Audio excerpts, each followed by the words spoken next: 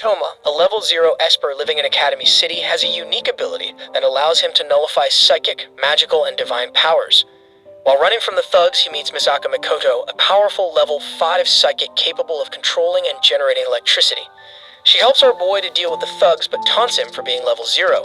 When Toma tells her to chill out, she attacks him only for her attack to get nullified to her surprise.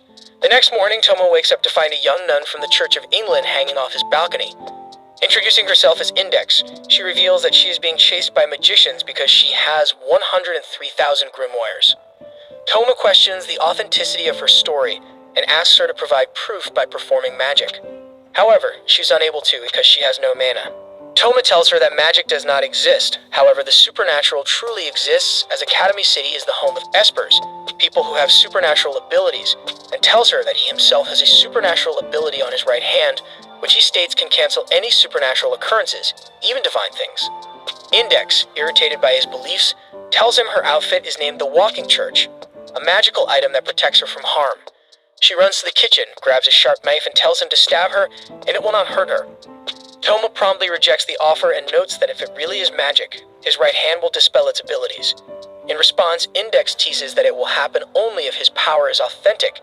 Irritated at her, he accepts her challenge and touches her robes, and for a few seconds nothing happens.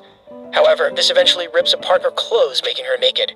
Later, after fixing her robe by using clothing pins, Index tries to leave as she believes magicians are closing in on her. Toma, being hospitable, tells her that she is allowed to stay in his apartment if she wanted, however she refuses. Index later leaves, as well as Toma, as he has remedial classes to attend to.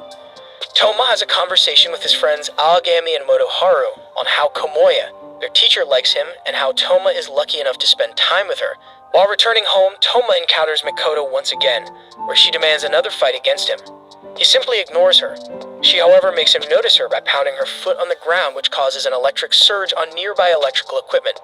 This causes Toma to complain about her using her powers that caused him great inconvenience, and why she's always attacked him even though he has laid not a single finger on her.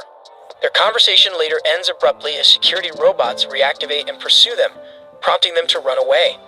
He later returns home to see that Index is on the ground surrounded by several cleaning robots in front of his apartment door. However, he soon learns that Index is severely injured and is bleeding profusely. Toma wonders who did this to her, when a man with red hair and long black robe appears before him, telling him that it was their doing. The magician tells him that his partner did not intend to injure her, as the Walking Church is supposed to protect Index. Toma asks why they did this to her, and the magician states that she contains within her brain the 103,000 volumes of grimoire and needed to recover and protect it. This enrages Toma and he tries to attack the magician, but he simply dodges it. Style then summons flames into his hands and uses it to attack Toma. However, he surprises Style as he is left unscathed by his attack. Style realizes that Toma was the one who destroyed Index's Walking Church. Knowing this, he chants a spell and summons Innocentius, the witch-hunting pope. At that moment, Index speaks. She tells them those mystical runes that were applied in the building. Toma asks her if she is Index, to which she answers that indeed that she is Index, and right now she is in John's pen mode. Style uses Toma's preoccupation in blocking Innocentius to attack, which prompts Toma to retreat and run. Toma later finds the area where Style applied the runes. However, his discovery is cut short after Innocentius continues his pursuit on him, and he once again retreats. He fumbles and falls several stories into a roof shed and then on several bicycles. Toma realizes that Innocentius can only move in the area where the runes were applied and uses the opportunity to try and contact help. Back in the apartment, Style tries to recover Index, but is later surprised to see the sprinkler system activated. He is enraged that Toma has gotten him wet for nothing, as Innocentius will still be able to survive in the wet environment. Toma returns to the apartment and states to Style on how he would have won if he instead engraved the rune markings on the wall instead of sticking them on paper. He is enraged for a moment after thinking that Innocentius has been defeated. However, he smiles as Innocentius returns and orders it to kill Toma. However, Innocentius soon dissipates after Toma uses his right hand on it. Toma tells to a surprised Style that even if the paper could not be washed away, the ink will. Style is shaken by this and tries to use another fire attack on him. However, Toma charges towards him and knocks him out with a single punch to the face.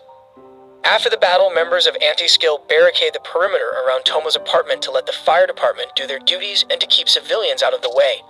We see Mikoto in the crowd wondering what's going on when a girl named Kuroko, who calls Mikoto Oni-sama, runs up to her. Kuroko states that the fire may be Esper related. Meanwhile, Toma rests Index on a bench and asks her if she has any magical books inside her head that can heal her injury. Index explains the origins of magic to Toma. She tells him that magic was not meant for Espers, as it was intended for the people who wanted the abilities like those of Espers. Toma realizes that there are no students in Academy City that could help Index. Toma visits Komoe's apartment, where he barges in after she opens the door. Toma lays Index down on the tatami mat, Index glows, and returns to John's pen mode. Index states that she is in critical condition and asks them to follow her instructions carefully. Toma asks Komoe to take care of Index and leaves after Index tells him that his right hand will negate the magic that will be performed in the room. On a tower that overlooks the city, a woman with long hair holding a long sword is calmly observing him. Index later gets up and creates a pentagram inside a circle surrounded by symbols with her own blood. She asks Komoe about the video game memory card and tells her to put it on the middle of the table. Later, it is revealed to be used as a miniature model of the room they are in. Index then tells Komoe to imagine a beautiful angel.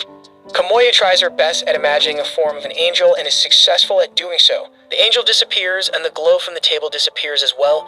Index remarks that the healing is successful and comes out of her John's pen mode. Toma later takes care of Index, where they discuss of the dangers of using magic and where she tells Toma of the burden she is carrying.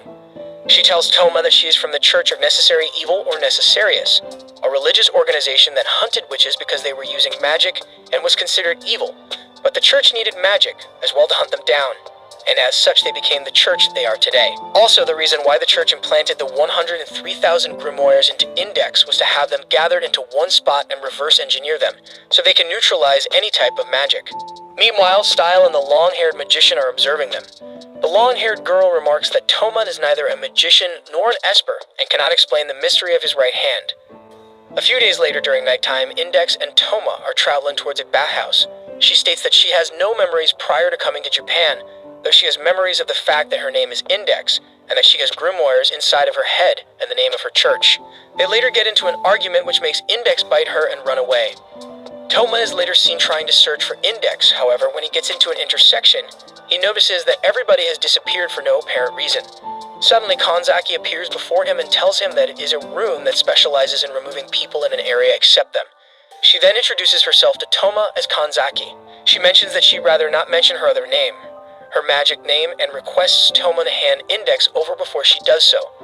Toma asks what happens if he refuses, to which Kanzaki demonstrates by showing off her power and cutting off one of the blades of a wind turbine.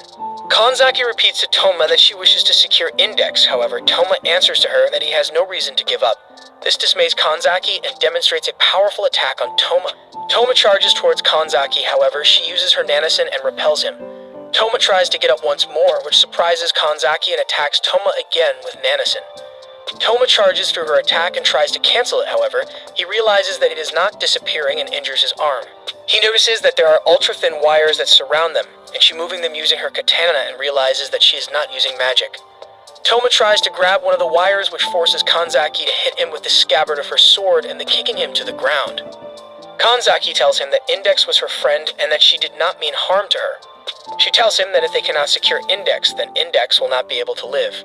She tells Toma that since Index has the ability to perfectly memorize anything, she cannot forget any unnecessary memories needed for her brain keep functioning.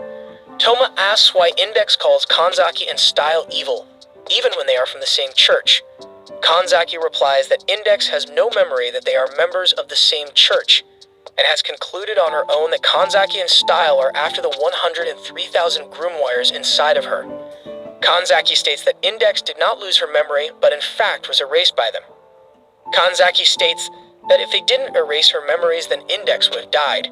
Since there was no other way, Toma asks Kanzaki when the next memory deletion will take place. Kanzaki says that the next one will occur in 3 days.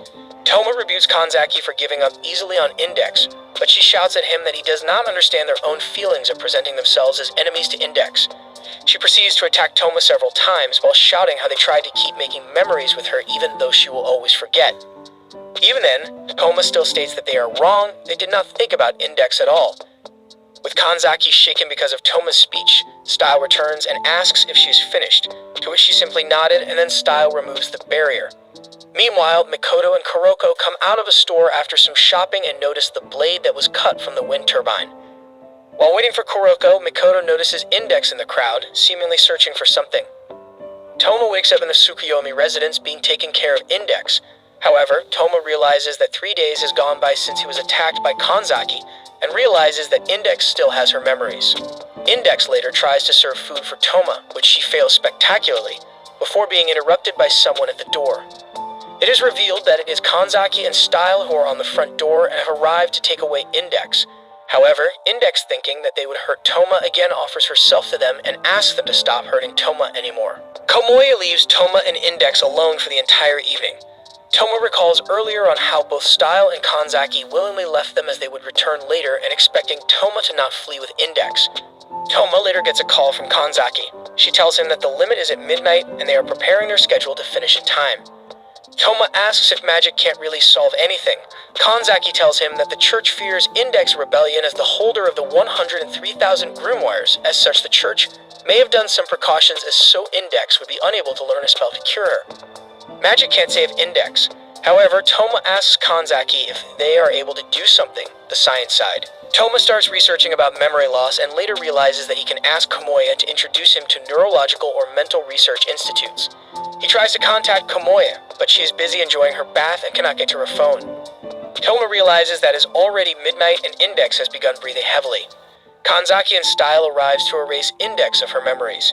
Style shows Toma a magical cross that is necessary for deleting her memory and challenges Toma to dispel the magic within it.